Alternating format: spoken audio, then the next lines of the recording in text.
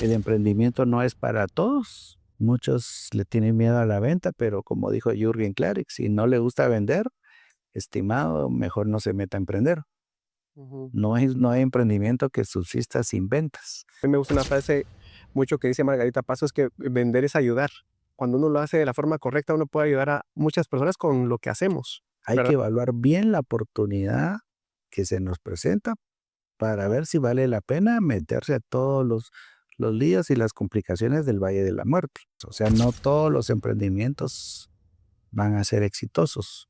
El emprendimiento no es una manera de generar solamente fondos, sino es una manera de invertir el activo más valioso, que es la vida misma. O sea, cuando yo me dedico a emprender algo es porque estoy convencido que eso es mi pasión, es lo que me da vida, a eso estoy destinado a hacer, eso es lo que quiero yo hacer para dejar una huella, un legado.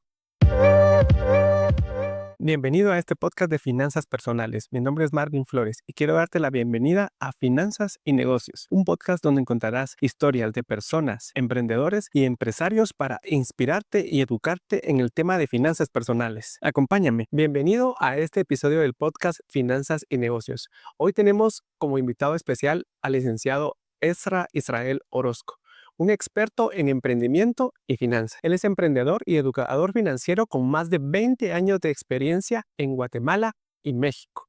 Ha capacitado a más de 10,000 personas en temas de emprendimiento y temas financieros y ha apoyado a más de 500 emprendedores a materializar sus ideas. Es magíster en finanzas y administración de empresas con formación en varios países y hoy lo tenemos como invitado en el podcast. Estoy seguro que esta conversación estará llena de mucho valor para que puedas apoyar a tu emprendimiento. No olvides suscribirte, darle me gusta y compartirlo con esa persona que sabes que necesita esta información. Y si el video te gustó, déjanos un like y comenta para saber que este video es de ayuda para ti. Nos vemos en el podcast. Buenos días, bienvenido al podcast Finanzas y Negocios. Hoy tenemos el gusto de poderlo saludar y conversar un poquito. Y quisiera que nos contaran quién es Ezra Orozco, aparte de todos sus logros y sus títulos, para que nos comente un poquito de toda la comunidad quién es. Muchas gracias, pues es una pregunta que lo pone a uno a pensar. Yo creo que Ezra Orozco es una persona que está comprometida con su prosperidad y ayudar a otros a ser próspero. Es una persona que cree mucho en los valores, en la familia como punto de partida, y es un guatemalteco que cree que este país es un lugar lleno de oportunidades, es un país hermoso y es un privilegio vivir aquí, y necesitamos trabajar duro e inteligentemente para poder aprovechar todo lo que este país ofrece. Una combinación de ambos, ¿verdad? Creo que es muy importante. Así es. ¿Cómo arrancamos con el proceso de combinar el rol entre emprendedor? Porque sé que ya es un referente en el tema del emprendimiento y el tema financiero. ¿Cómo se combinó y cómo nació esa idea de empalmar esos dos temas que son parte de lo que usted conversa y ayuda a las personas a poder realizar? ¿Cómo nace esa situación? Bueno, en realidad es algo que yo hacía de una manera empírica. Sin embargo, en una oportunidad alguien me mandó a un texto bíblico Ok. y me dijo que si sabía lo que Dios le había preguntado a Adán en el huerto. Y entonces resulta que en Génesis 2:15 Dios le dijo a Adán que su labor en el huerto era labrar y guardar la tierra. Entonces yo entendí labrar como hacer productivo un recurso, emprender, y guardar como saber administrar lo producido, la educación financiera. Entonces yo me inventé la fórmula del éxito. Ok. Emprendimiento más educación financiera es igual al éxito. Y descubrí que muchos emprendedores se esfuerzan en producir, en vender, en generar, en hacer clientes, pero no se esfuerzan con la misma intensidad en administrar lo que están produciendo. Y ahí me di cuenta que hay un alto porcentaje de analfabetismo financiero. Incluso hay personas muy bien educadas, pero no lo ponen en práctica, lo cual los convierte también en analfabetos prácticos. Y aquí es donde yo empecé a buscar ese equilibrio para que el emprendedor no hiciera de menos una de las 2 áreas, sino que las llevara de la mano. Alguien en algún momento me preguntó si había una más importante que otra, porque como estábamos hablando de equilibrio y después de analizarlo, creo que sí, es más importante saber administrar, aunque sea poco, que producir mucho y no saber administrarlo. Mm, Porque cuando nosotros administramos lo poco y lo hacemos bien, ese poco va creciendo, va creciendo. Y muchos pocos hacen un gran mucho. ujú. No sucede así, al contrario. Produzco, produzco, produzco y no administro, va generando un efecto de espiral descendente. Me desgasto produciendo, pero como no administro bien, cada vez voy drenando hasta que puedo llegar a la quiebra. Así que sí, pienso que hay un porcentaje más alto de peso en la importancia de administrar bien, de educarse financieramente y obviamente si no hay nada que por qué administrar, pues no tiene sentido. Entonces tenemos que ir de la mano. Ahí fue donde hice yo esa amalgama y creo que en la práctica nos ha funcionado muy bien. Qué excelente, porque sin duda hay muchos administradores o emprendedores que, como usted dice, o sea, generan una cantidad de ingresos, son muy buenos para la venta, pero si no se administran correctamente, al final de cuentas, su cuenta neta o lo que está en la caja, que es lo de lo más importante que debe de tomar en cuenta, puede ser cero. Y si es cero, ¿qué vamos a administrar? Totalmente de acuerdo. Y adicional a la parte financiera, ¿qué cree que es diferente entre un emprendedor que alcanza sus objetivos y al que no los logra alcanzar y se queda a la mitad del camino como emprendedor?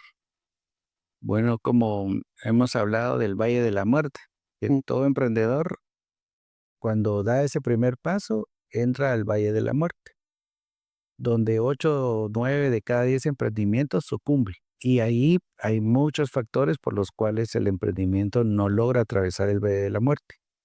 Y uno de ellos es la persistencia. En la mayoría de casos que yo he visto, es el emprendedor desiste y abandona su proyecto, aun cuando sea una buena idea.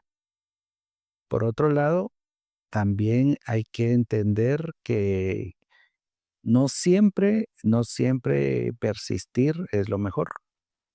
Ya lo dijo Seth Godin en su libro El Abismo. Hay que saber cuándo desistir. Incluso hay un dicho que algunos repetíamos de ese insistir, persistir y nunca desistir. recuerdo. Sí, y aparentemente es un buen consejo, pero no en todos los casos, porque hay momentos en el que definitivamente, como dijo Seth Godin, ya no vale la pena seguir remando porque se acabó el agua. Y ahí hay que entender también que es parte del proceso, o sea, no todos los emprendimientos van a ser exitosos. Son 8 a 9 emprendimientos que no tienen éxito, que no pasan el umbral del Valle de la Muerte, no llegan a ese punto de equilibrio. Sin embargo, de todos los emprendimientos que sucumben, la mayoría son porque el emprendedor abandona. Y abandona por muchas razones. Se queda sin recursos, se queda sin ideas, se queda sin apoyo y el peor de los casos, se queda sin fe. Se queda así. Qué interesante. Y es algo que pasa mucho porque es que son demasiados factores, lo conversábamos antes de la entrevista, que cuando se empieza a emprender, hay muchos factores adicionales a los de la venta. También está la administración, las finanzas, los medios, el recurso humano. Son tantos factores que influyen que debe de ser uno un buen administrador de todo eso y tal vez no querer abarcar tanto en un tiempo muy corto porque se puede abrumar, es la palabra. Si tuviera que escoger un indicador que los emprendedores deberían de tomar en cuenta para decir, bueno, estoy a tiempo para sucumbir con el menor dolor o en un tiempo sabio para poder terminar o reconsiderar o cambiar o tomar un respiro, ¿cuál sería ese indicador? Bueno, hay varios, porque la teoría nos enseña que hay que confundirse rápido y barato, ¿verdad? Entonces, Los famosos KPI se ponen desde el inicio y muchos de ellos tienen que ver con el nivel de crecimiento. Antes de hacer un emprendimiento hay que ver un poco la proyección de la escalabilidad, porque en el Valle de la Muerte primero la primera recomendación es anticiparse, es decir, tengo que evaluar la oportunidad.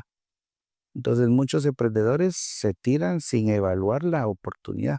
Sí o no hay una escalabilidad. Por ejemplo, si hay un mercado donde solo hay 100 consumidores, ese es un máximo de crecimiento, pero ahí va a haber competencia también. Entonces, esos modelos no son escalables o cuando el emprendimiento depende exclusivamente de la capacidad del emprendedor, no se puede replicar. Entonces, ahí hay un desgaste porque no se puede escalar de una manera correcta en estas etapas. Y una vez, en el caso de que sí es escalable, sí es repetible, duplicable, un indicador muy importante tiene que ser el número de ventas. Ujú. Puede decir tres, el número de clientes, el número de ventas o el número, la cantidad de utilidad. Por ejemplo, hay unas métricas que se ponen que es dependiendo de cuántas personas me conocen. De esas personas que me conocen, cuántas tienen una primera compra. De esas primeras compras, cuánto significa en términos de dinero. Y de esas que hacen su primera compra, cuántos repiten y cuántos recomiendan. Se llaman las métricas pirata. Ok. Entonces esas métricas piratas son fáciles de identificar, porque si en 6 meses mi página de Facebook sigue con 25 likes, o sea, no me conocen más de 25, Ujú. según esa estadística. Entonces no, es una ley de promedios y todos tenemos un porcentaje de conversión. Hay gente que tiene 25, pero los 25 le compran. Hay otros que tienen 1 millón, pero nadie les compra.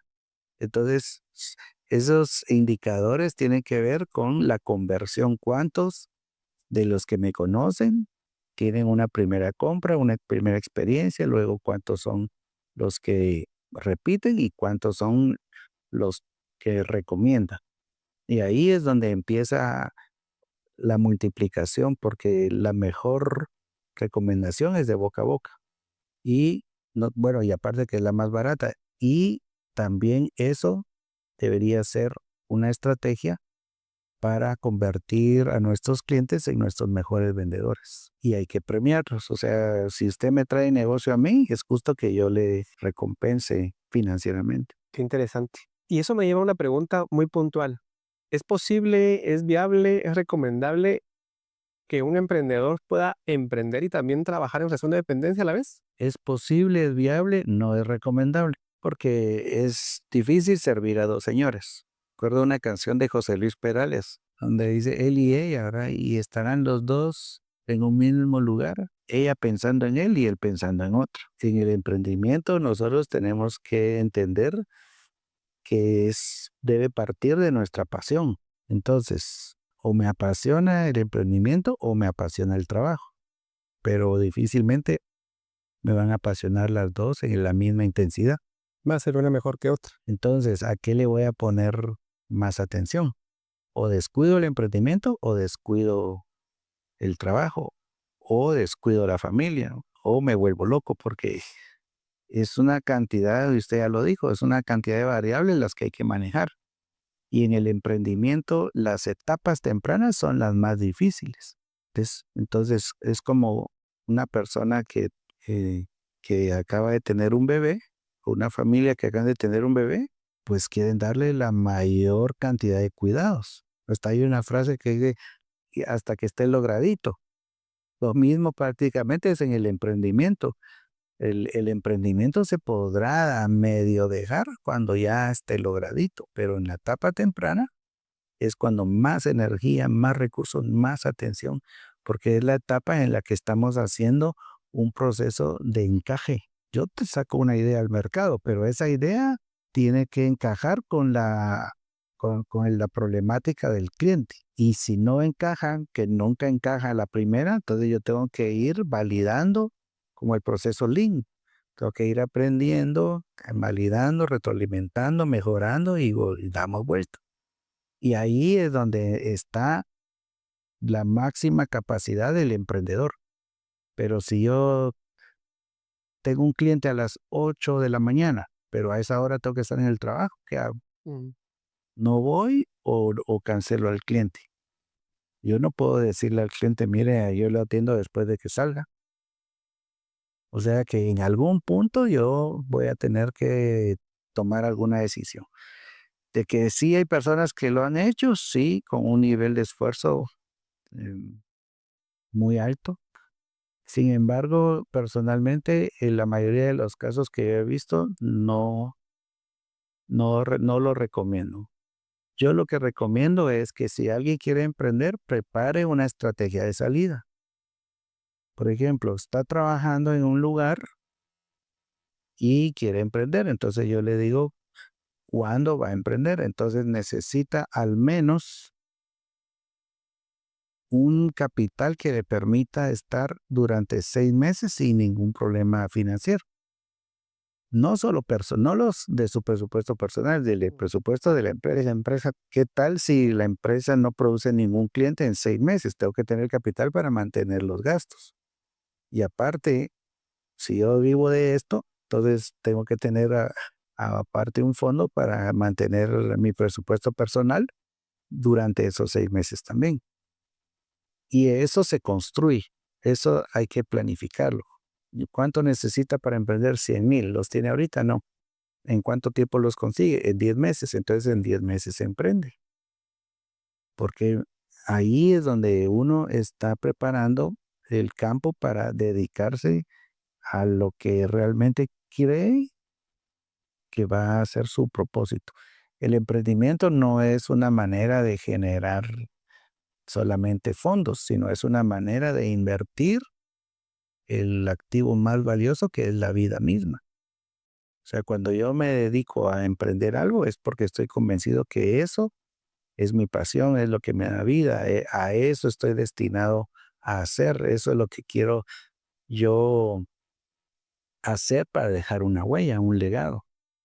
Sin embargo, esa ambivalencia de trabajo y emprendimiento es desgastante, sí se puede, he visto personas que sí lo han hecho, el precio es alto y lo recomendable es que puedan hacer una estrategia de salida y dedicarse, porque no hay nada más bonito que dedicarse a algo. Cuando alguien le dice, ¿usted a qué se dedica? Muchos no saben a qué se dedican, porque en realidad no se dedican a nada, ¿verdad? Y el hecho de tener una respuesta es algo en lo que yo estoy enfocando todo, todos mis recursos, mi tiempo, mi conocimiento, mi dinero, mi pasión, mi fuerza, todo hacia un mismo punto. Así que no recomiendo a las personas que están trabajando y quieren emprenderla, su probabilidad de fracaso en el emprendimiento o en el trabajo es el doble. ujú. Qué interesante. Y eso me lleva a un factor muy importante, hablar un poco de la tecnología, ¿verdad? Y a los cambios tecnológicos. ¿Qué le recomendaría a un emprendedor o inclusive a usted que ha estado muy activo también en redes sociales? ¿Cómo se ha logrado acoplar a esta parte tecnológica? Porque inclusive muchos profesionales que quieren emprender y tienen esa idea, no se han logrado subir al mismo nivel. ¿Cuál cree que sería una buena estrategia para sumarse y mantenerse a ese nivel de tecnología o ese nivel de avance tecnológico que existe en estos tiempos? Primero hay que educarse en ese campo y que no es tampoco 2 o 3 años de estudio, ¿verdad? Sino que es tomar un cursito o una recomendación o tener un aliado que sea el asesor. Pero necesitamos entender que el que no está en redes, como dijo Mark Zuckerberg, que no está en Facebook, no existe.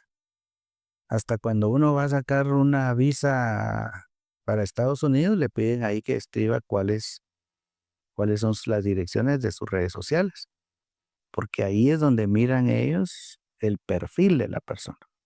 Eso es lo que proyecta realmente lo que la persona es, quiénes son sus contactos, qué contenido genera o qué contenido reenvía, qué tipo de círculos, a qué otras actividades se le asocian. Y eso es parte de lo que nosotros tenemos que hacer para afincar, para posicionar nuestra marca personal. Esa marca personal es la que dice quiénes somos nosotros. La mayoría de personas no hace negocios con empresas, sino con personas, la persona que está atrás de la empresa. Y a veces ahí la persona se va de la empresa y los clientes se van con la persona, porque esa es la persona a la que se le genera un vínculo de confianza. Y las redes hoy nos permiten multiplicarnos a la n potencia. Nos permite estar hoy aquí grabando, pero lo están viendo en el otro lado del mundo o en cualquier parte donde haya conexión, ahí se puede hacer se puede convertir el teléfono en una escuela, en un aprendizaje continuo. Hay que tener esa valentía de hacerlo. A todos los emprendedores, sí, yo les recomiendo que tienen que aprender a hablar, comunicarse, porque hay que vender. Muchos le tienen miedo a la venta, pero como dijo Jürgen Klarik, si no le gusta vender, estimado, mejor no se meta a emprender. Ujú. No hay emprendimiento que subsista sin ventas. Y de hecho, ventas es cualquier proceso de intercambio. Todos vendemos, hasta los niños pequeños venden y con un berrinche hacen que les compren lo que sea. Pero las redes son muy importantes, no todas las redes se aplican en todo caso, pero por ejemplo, Facebook, ahora era TikTok, en LinkedIn, en Twitter, yo no, ya no lo uso mucho, pero antes era bastante utilizado, aunque no ha perdido vigencia. Y el YouTube también, que es algo importante que nos permite no solo dejar un rastro de lo que estamos haciendo, sino nos permite también generar hasta una biblioteca virtual de episodios de nuestras diferentes etapas. Qué interesante. La verdad es que es totalmente cierto. Muchas personas creo que tienen que romper algunos paradigmas y poder evolucionar. A mí me gusta una frase mucho que dice Margarita Pasos que vender es ayudar. Cuando uno lo hace de la forma correcta, uno puede ayudar a muchas personas con lo que hacemos, ¿verdad? Entonces, si tiene ese paradigma, lo invitamos a que lo reconsidere porque vender puede ser que con su producto o su servicio usted esté ayudando a alguien. Y eso mismo y quisiera preguntarle, ¿cómo considera que el emprendedor debe obtener retroalimentación de lo que está haciendo? Porque a veces uno no ve, o ve, mejor dicho, de más el tema de las redes sociales y ve pocos o muchos me gusta. Entonces, ¿cuál sería el factor que el emprendedor debería de tomar para retroalimentarse? Principalmente porque muchos buscan retroalimentaciones de familia y a veces la familia tal vez no sé si será el punto más adecuado porque lo ven desde el punto de vista del amor, del cariño, y no es de la objetividad al momento de evaluar un emprendimiento. ¿Qué cree que podría hacer el emprendedor para tomar ese feedback? ¿Serían varios puntos? ¿Uno solo? ¿Cuál debería de ser? Pues en mi experiencia, el cliente tiene que ser el que retroalimente, porque el cliente es a quien nos estamos dedicando a servir. Y si el cliente está sintiendo que el servicio le está calmando un dolor, le está generando una alegría, le está provocando ahorros, le está sirviendo de alguna manera, entonces no lo va a decir. Y ahí es donde tenemos que buscar la manera de contactarnos con nuestro cliente. El conocimiento del cliente es muy importante. Poner al cliente en la mesa de decisiones es muy importante. Tener una forma de retroalimentación con el cliente, un sistema de administración de clientes. Ahora hay unas plataformas también gratuitas que pueden usarse. Y para mí el más efectivo es el diálogo, ¿verdad? Obviamente hay un punto en el que son tantos los clientes que no se puede sentar en todos, pero siempre hay un principio que yo aplico, es el principio del 80-20, Pareto. Entonces la mayoría de clientes se ven representados en un 20%, que son los más importantes. Y eso yo los tengo identificados y procuro generar contactos, interacciones, hasta recojo testimonios de cómo en alguna medida le ha impactado lo que estamos haciendo. Yo tengo una palabra que se llama pepitas de oro. Entonces, cuando voy con un cliente, digo, bueno, ¿qué pepita de oro le quedó? Entonces ya me dicen, mire, yo lo que he aprendido de usted y de lo que usted me ha apoyado es esto y esto y esto. Son esas ideas claves. En algunas instituciones les llaman ideas gobernantes. Son esas creencias potenciadoras que nos hacen a nosotros estar seguros de que estamos en el camino correcto. Y esos paradigmas, cuando son ideas limitantes, son muy perjudiciales. Entonces yo acostumbro a preguntarle a los clientes qué pepitas de oro son las que han roto esos paradigmas. Y ahí es donde yo puedo obtener retroalimentación. ¿Qué otros temas les gustaría? ¿De qué otra manera podríamos apoyarlos mejor?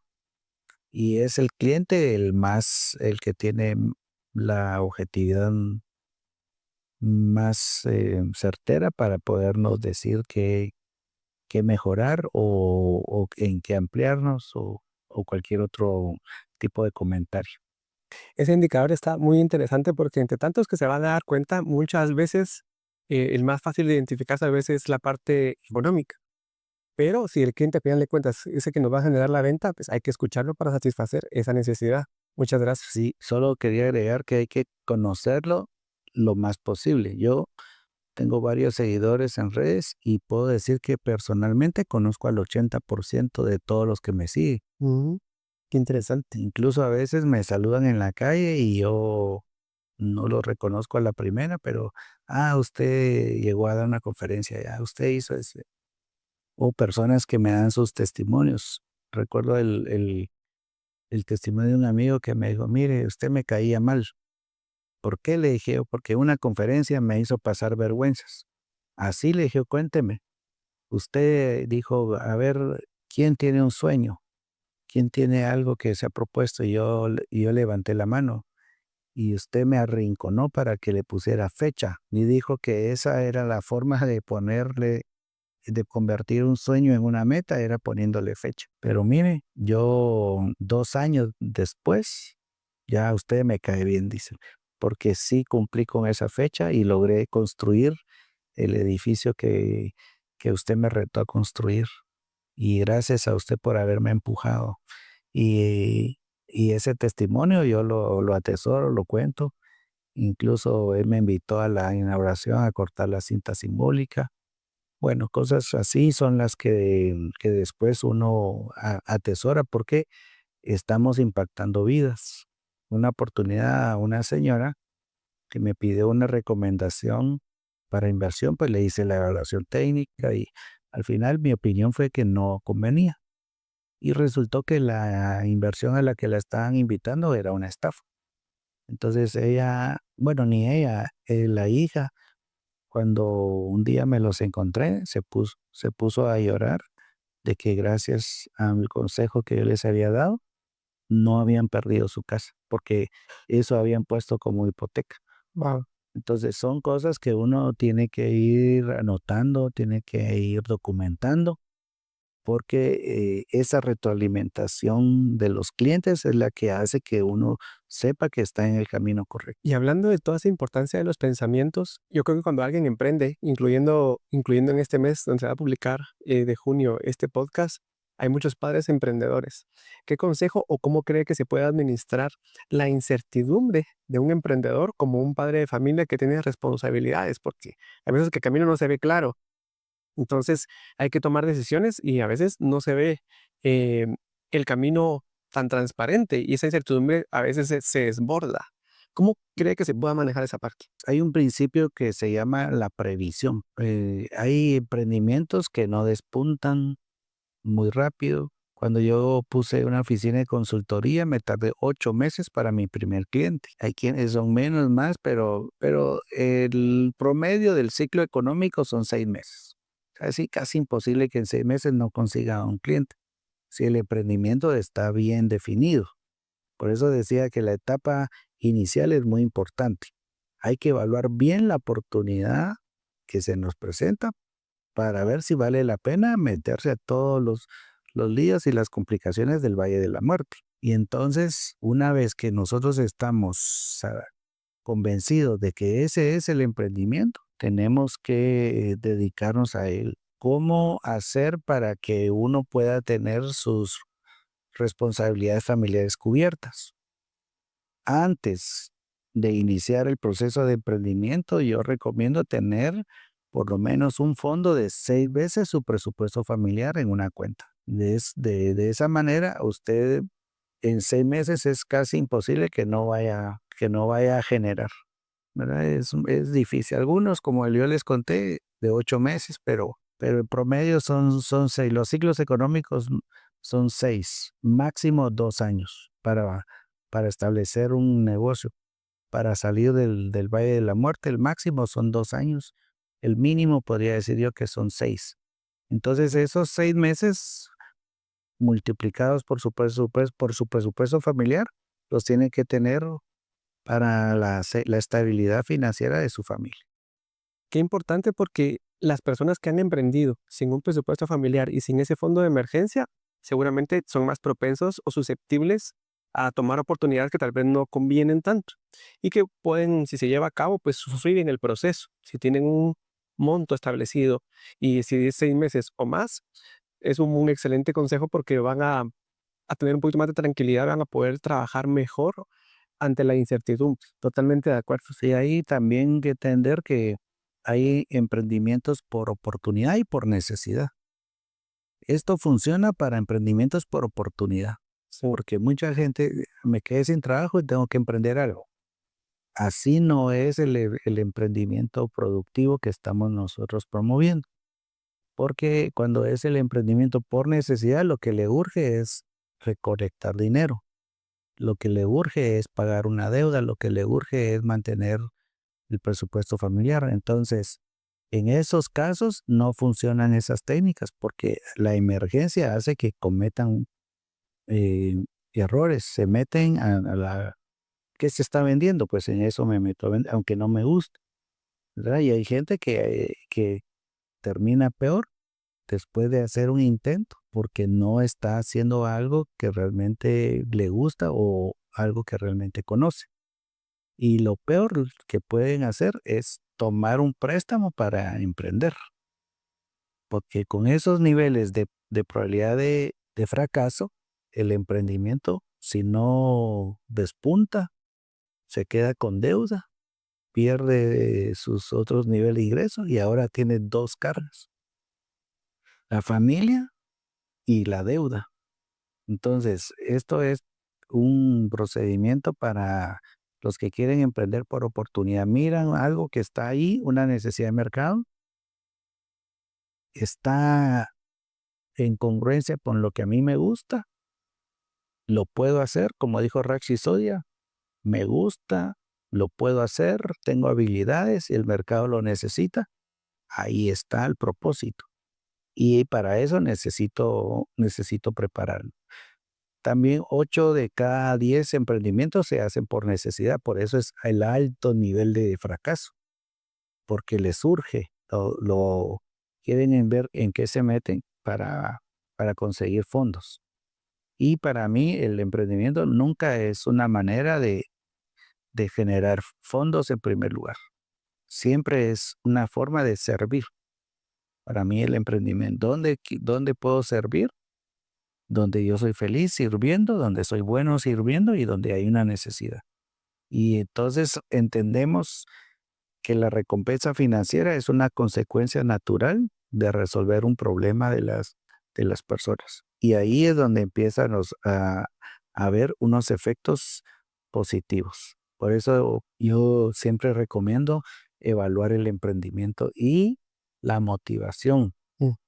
para emprender. Hay muchos que se quieren emprender, pero a la primera oportunidad que les sale un trabajito, se regresa, porque mentalmente no están preparados para emprender. Entonces, el emprendimiento no es para todos y tampoco es para siempre. Esa palabra es importante, tampoco es para siempre, ¿verdad? A veces muchos emprendedores pienso que se sienten también frustrados, digamos, porque piensan que tienen que seguir, porque si no, el emprendimiento no funcionó. O sea, si el emprendimiento fracasó, no quiere decir que él como persona también esté fracasando. Tiene diferentes oportunidades, tiene vida, probablemente tenga salud, eso esperamos, y tiene oportunidades diferentes que se pueden ir presentando en el camino. Nosotros en la familia, yo vengo de cuatro generaciones de emprendedores, mis bisabuelos, mis abuelos, mis padres. Y yo me recuerdo que mi papá empezó con una sastrería, después puso una fábrica, pero ya después entró la maquila. Entonces nos tocó maquilar. Después entró la ropa usada, nos tocó vender ropa usada. Después entraron los juguetes usados, empezamos a vender ropa. Y esa versatilidad es la que uno tiene que entender, que el mercado, qué es lo que está pidiendo. Adaptarse al cambio. Si yo quiero estar a fuerza con lo mismo que empecé, puede ser que allí, como dijo Seth Godin, ¿verdad? Hay una línea delgada entre necedad y persistencia. Entonces, ¿cuándo es necedad? Cuando ya no hay agua para remar. ¿Y cuándo es persistencia? Cuando vale la pena. Pero el mercado es cambiante. La única constante es el cambio. Y antes los peces grandes se comían a los peces chicos. Ahora el pez ágil se come al pez lento. O sea, hasta hay un libro así, o escrito. Y el que no se adapta al cambio está condenado al fracaso. Entonces tenemos que entender esos cambios, tenemos que incluso anticiparnos. Por eso es la necesidad de que el emprendedor esté 100% metido en lo que está haciendo, porque hay que ir leyendo las luces de lo que viene. Y el caso no nos pasa solo en pequeño. Ahí está el caso de Blockbuster, que le presentaron Netflix y no lo vio. Hoy, ¿quién es Blockbuster? ¿Y quién es Netflix? Y ellos pudieron haber comprado, no se anticiparon, no vieron la tendencia.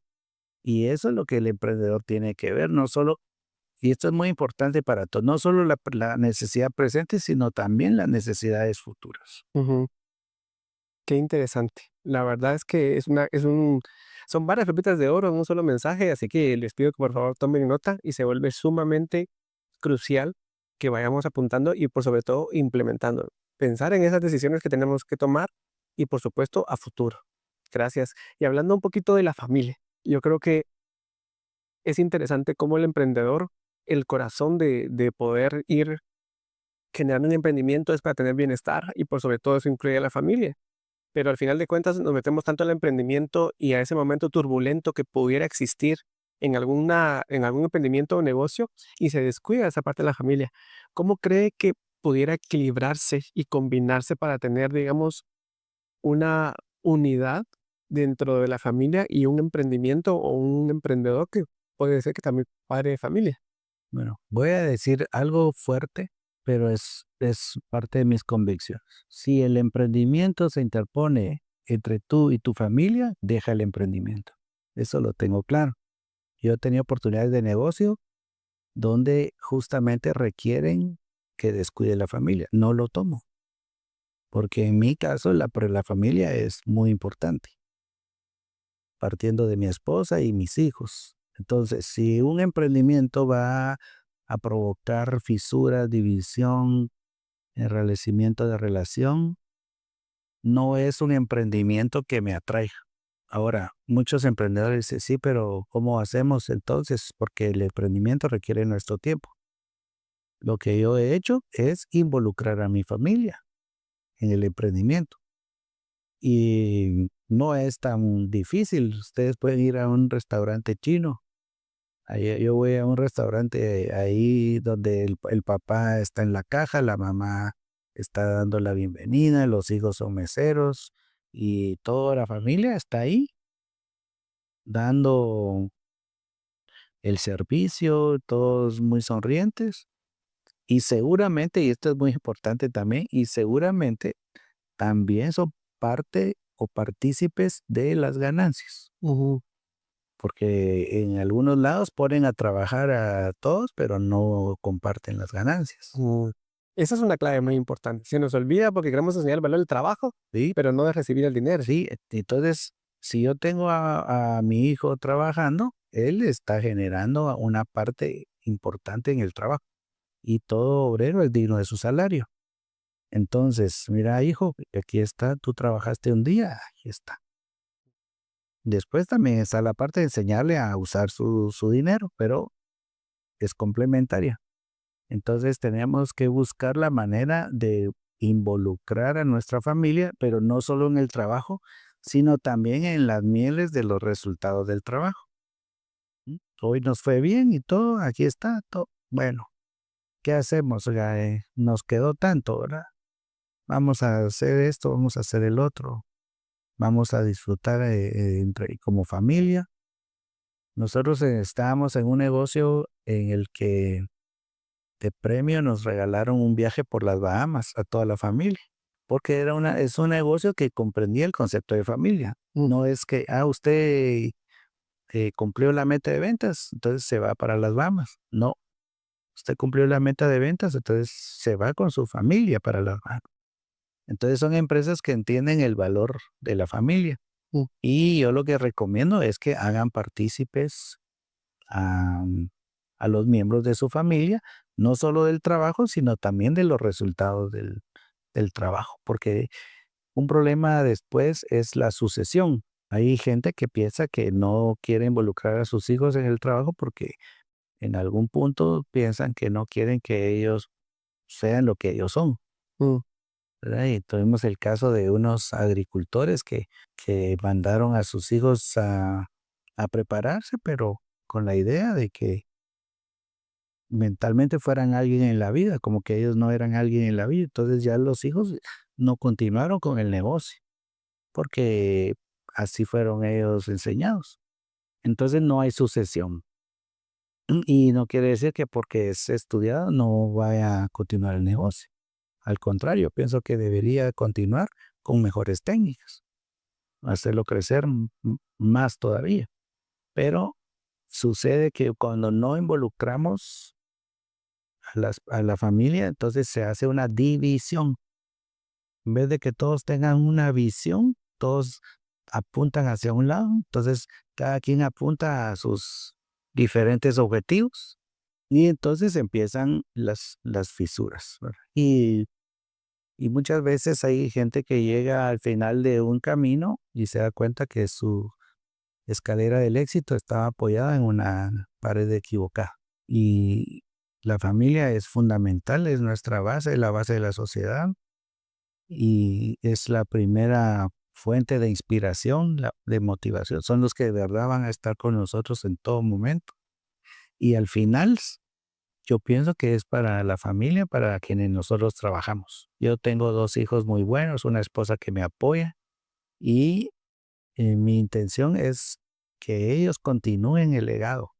Mi hija hoy da conferencias de finanzas, mi hijo da conferencias de emprendimiento.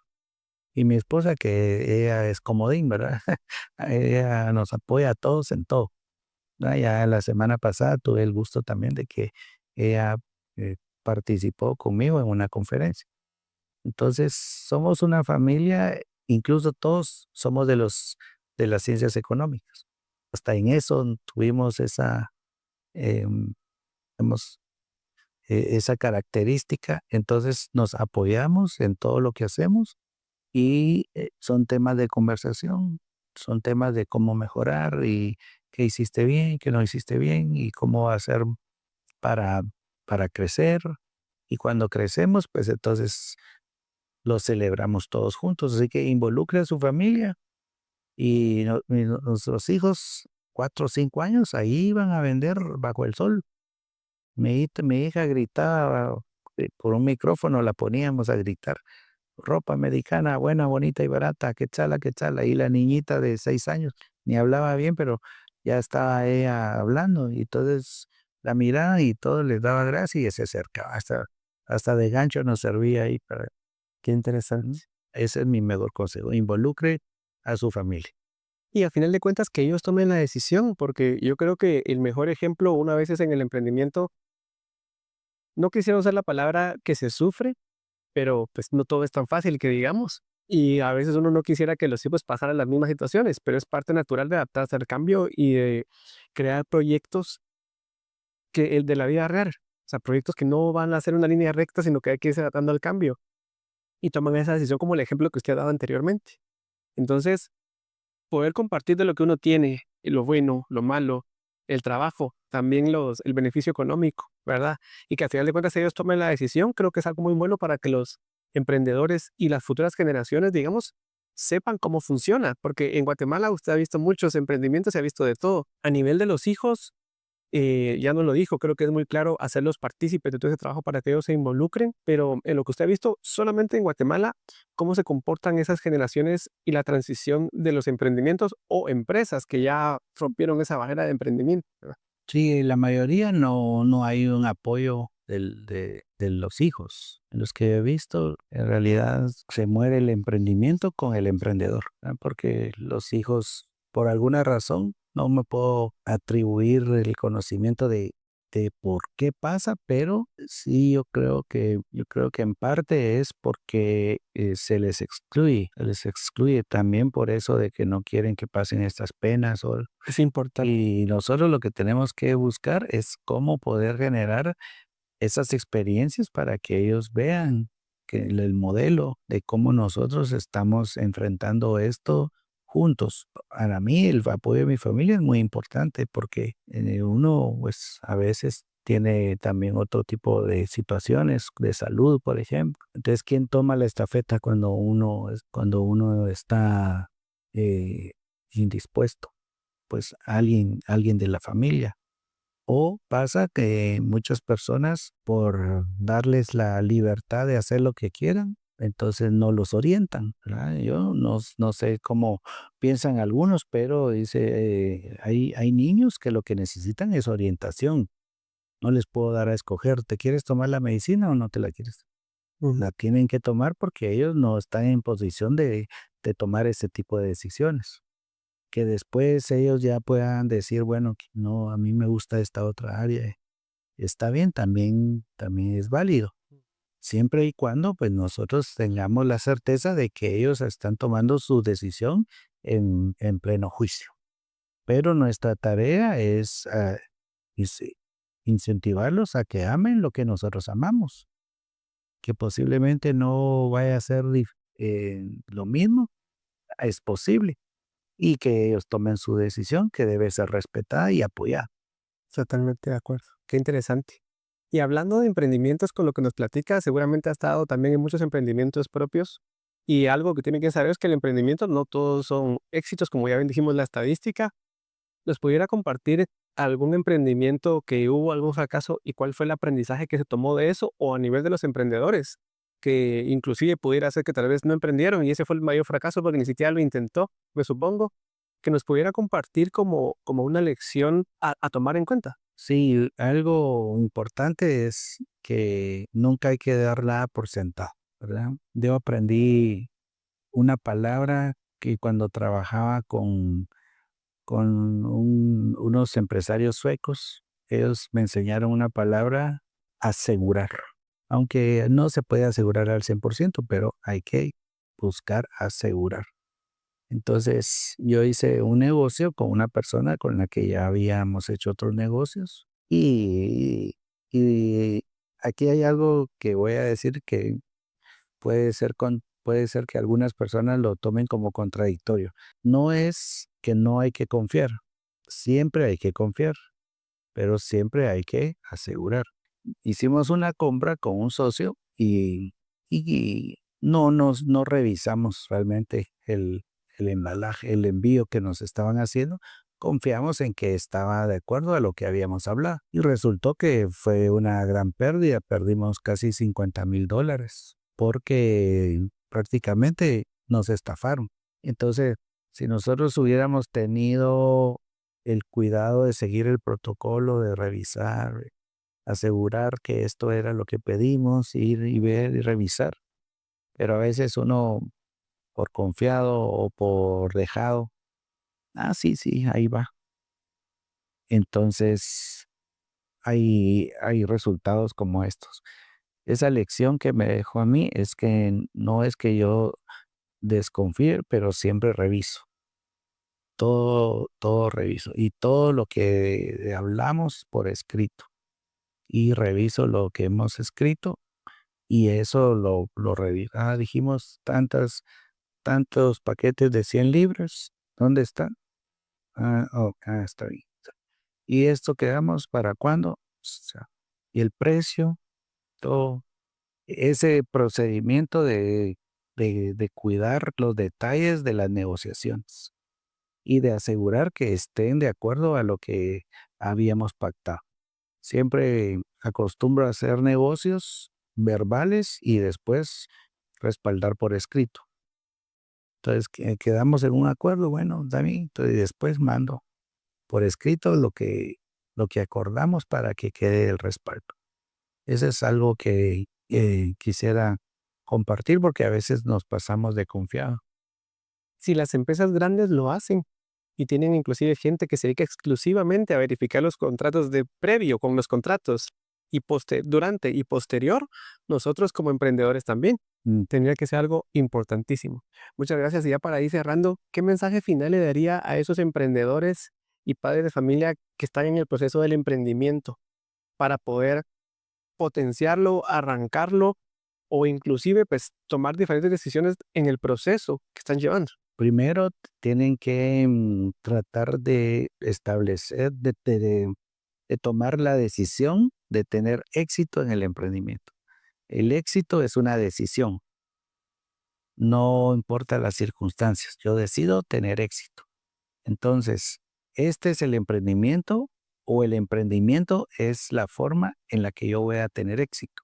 Una vez tomada esa decisión, escojo en qué área de emprendimiento quiero yo tener éxito.